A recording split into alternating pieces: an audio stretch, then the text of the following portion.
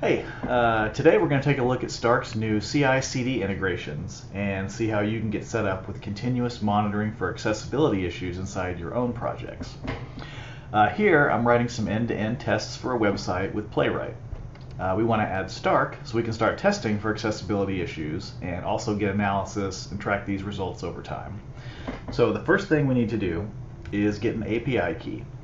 This is going to let us download and install the library from Stark. So inside the Stark web app, we want to go down to Team Settings, API Keys, and we will generate a new key. Stark gives us some lines here that we'll need, so we'll copy those. We'll head back to our project, and since we don't already have an npm-rc file, we'll create a new one and paste in those lines. Now we're ready to install the scanning library. As of right now, Stark has integrations for Puppeteer, Playwright, and Cypress. Playwright is the one we're interested in. And with that done, we're ready to write some tests. So first thing we need to do is import the library. And we'll start creating a new test. We need to tell Playwright to visit the page we want to look at. And now we can scan it with Stark.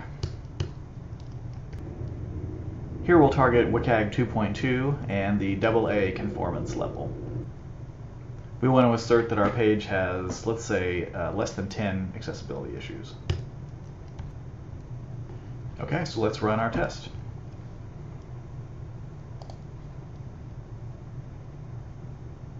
Okay, so it looks like it ran, and we actually have 38 total accessibility issues that we need to deal with. So that's great, and we can stop right here, but now we actually want to sync these results with a project on Stark so we can track them over time and we can share them with others. So to do that, we'll go back to the Stark web app, this time to the project dashboard. We'll want to create a new project.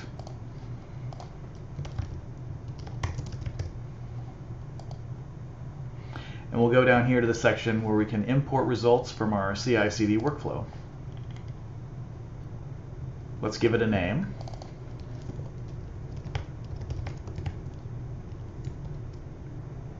And this token here is what sends our results to the right place. I'm going to copy it and hit save. You're going to want to keep this token safe. Probably want to treat it like another secret. So back in my test, I need to add a couple of properties to the Stark scan call. We're going to enable sending results. Paste in the token that we just copied, and finally give the scan a name. So that should be it. Let's run our scan again.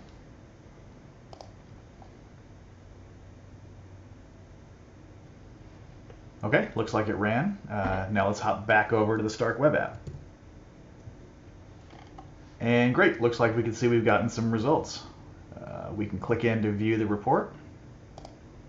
And from here, we can see the page that we scanned, and right below is a list of the detailed issues that we found.